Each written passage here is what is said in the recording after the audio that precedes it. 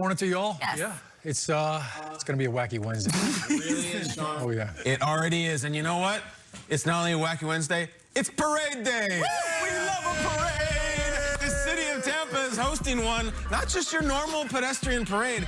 This is a boat parade, everybody. Brady's gonna be there, Gronk, Uncle Bruce, everybody on boats, on the water, all kinds of antics possible. Keep it right here on NFL Network as the festivities start at 1 p.m. Eastern. But before they hit the high seas of Tampa, we're going to be the Dramamine for some of these guys. We're going to get them ready. We got champs coming on the show. Sean Murphy Bunting, he's coming on Good Morning Football. All right, his I name like it. every 5 seconds for weeks, and that's how often he gets an interception, it feels like. Sean Murphy Bunting, the best, coming on the show. And how about this? Scooter! The Scooter will be, that's the fastest man in the NFL. Just ask him. Just ask him. Scotty Damn Miller, before he gets on the boat, will come into Good Morning Football. We'll talk all about him, Tyreek, getting his Super Bowl ring months from now and getting on the boat just hours from now. It is a great Good Morning Football. It's parade day. You can't miss it. Nice. You're wearing the same thing. You're looking really crisp and clean this morning. Changed it up. I thought there's enough Buccaneers gear on from Kyle for all of us, and I'm going to roll just neutral. You're washing the Devin White jersey. Exactly right. I'm somehow missing a part of my shirt, but it's found on your elbows over there. Oh, Perfect. Look. Magic I trick. think Bradford did that. Maybe more Tamika's lane, but okay, it's time for the lead block. Time for the lead block. Let's do this before they all ship out for that boat parade. The Buccaneers social team had a little fun yesterday, tweeting out, hey, Tom, how many playoff games did you win this year? The confused Brady meme was, of course, from early in the season. They had an exchange with Gronk yesterday. I said this before during the postseason. One of the best social teams in the National Football League. Tampa Bay winning 8 straight. Yes? Okay, I thought that he was just holding up that, like, that's how many fingers that don't have rings. Not anymore. Just eliminated that. Yeah, I was down to 3. Oh, Maybe that's what he was 2, doing. 3. I see what you're doing there on this wacky So it's going to Wednesday. be one for the thumbs. Let's keep it going. Tampa Bay won 8 straight after the bye to lock up the Lombardi, so we all saw how that story played out this year. What lesson do you guys think the rest of the league can learn from these Super Bowl champion Buccaneers, Kyle? I think it's they're going to see a quarterback on a boat with a Buccaneers logo this morning. And the lesson is, like, I looked this morning at all 32 teams. How many, in my own opinion, do you think they got a great quarterback for this next fall and they can maybe win the Super Bowl with him? I think it's like 14 or 15 out of 32. So for that other 16, 17, 18, make a move. Go get a quarterback. And I don't mean just some move to get a pass rusher or get a second tight end. Get a quarterback. The Tampa Bay Buccaneers, because they've easily said, we got Jameis. He threw 30 touchdowns. He's the #1 overall pick. We have the quarterback whisperer. No, screw it. They went and got Tom Brady. The Denver Broncos, before they went and got Peyton Manning, were experiencing Tebow mania. It was a religious experience. It was heaven. They said, no, we're going to go get Peyton Manning. And it doesn't have to be Brady or Manning. Look around. The Rams just went and got Matt Stafford. You might be able to get Deshaun Watson. You might be able to get Dak Prescott. You might be able to get Carson Wentz. Go get a quarterback. Trevor Lawrence might be able to. Trevor Lawrence is coming. Peter, maybe make a crazy empire move for that. Here's what we've learned over the last decade, 2 decades. The Brad Johnsons and the Trent Dilfers, they don't come around very often. Look at the teams winning Super Bowls. They have Hall of Fame quarterbacks. Not good ones, not above average ones, Canton guys. If you don't have one on your roster, like the Bucs didn't, go get one, because they're having a parade today, and you're having a ham sandwich. Go do it. I do want to say, before we go on, you mentioned Trevor Lawrence. There's a really cool thing going on NFL Network we should talk about. Path to the Draft Pro Day Special. It's presented by Verizon, and it's Trevor Lawrence. It's live from Clemson. Coverage starts Friday at 10 a.m. Eastern, right after our show on GMFB. Nice. Trevor Lawrence is going to be a huge cornerstone for some team, and that's a good segue to my take on the Buccaneers. It's easy to fall in love with the Brady and the Fournette and the Antonio Brown and the Gronk and say, that's why they won.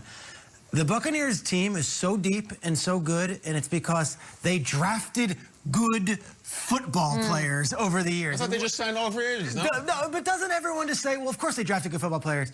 Very unconventionally. Remember, in 2016, Jason Light, the GM, traded up into the 2nd round to take a kicker, Roberto Aguayo, who they released a year later. And you say, well, that's not a good pick.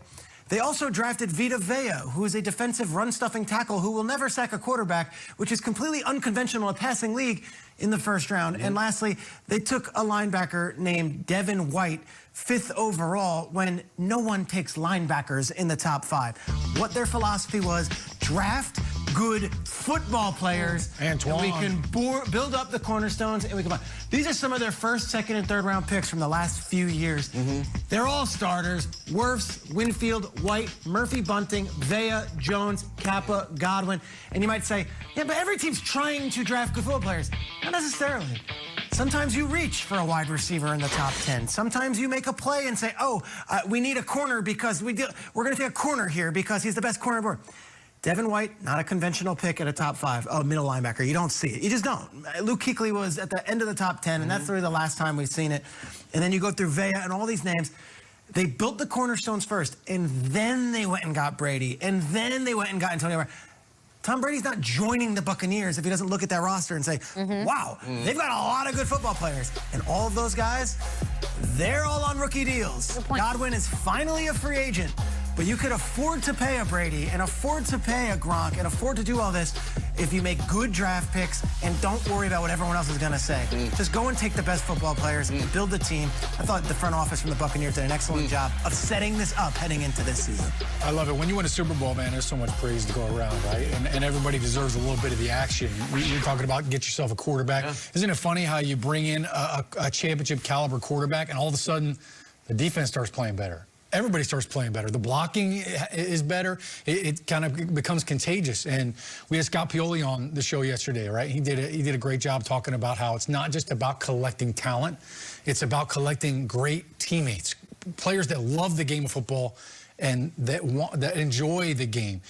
Brady talked about this was the best season for football junkies.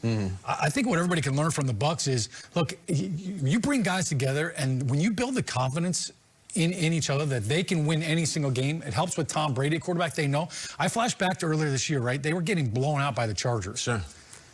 The old Bucs would have folded. That game was a wrap. They came back, won the football game because they trusted and believed in the process. And I'll just go back to the year before.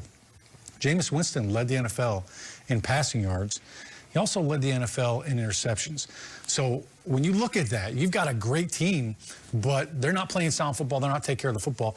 And they didn't have confidence in the quarterback that he wasn't going to give the game away. Half of those interceptions happened in the first half, too. So you're kind of putting yourself behind the 8 ball. So go out, get a quarterback that's going to take care of the football, that's going to hold everybody accountable, and give your team the confidence and the belief that, man, we're a good team and we got the right guys and we can win football games. So the confidence factor comes from BA, it comes from that great roster, and it comes from the quarterback. There's definitely some notes to be taken, Triggs. When I was watching the Super Bowl, I thought about the Bills in this game because I felt like when they watch this back, they'll look at it. I mean, they played soft in coverage. They gave the Chiefs easy throws underneath in that game. So defensively, yes, personnel matters, and Tampa Bay has been strong and they took care of business all along. But, like, the Bills can definitely draw something of this if they want to take on the Chiefs in the AFC.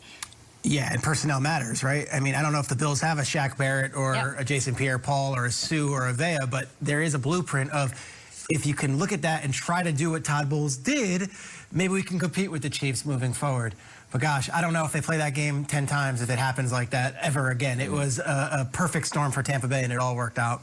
And Bills are probably like, maybe we should have a run game, right, Kyle? Big time. Maybe Bills are going to be fascinated to watch what Fournette did. No, I mean, they didn't even try to run the ball. They didn't have it. They didn't do it. And that's why we watched them come draft time. And now the Super Bowl's over and it's almost the draft. So go get them, Buffalo. We've got a great show on the way. The parade, one of the favorite days, celebratory all around. Do you remember the parade when you won?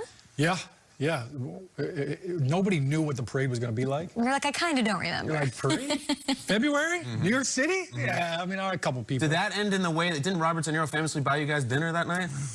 Yeah, that was a couple nights later. Yeah, a nice little shanty little sea shack called Nobu, I think. Ah, will that be Dick Vitale tonight for the Bucs? Well, like there was an audible gasp, Kay, when we were on the bus. Yeah. We pulled down on the street on Broadway. And you saw the Canyon of Heroes. You saw the amount of people. Like because I don't think none of us had experienced it before. Trace, did you go?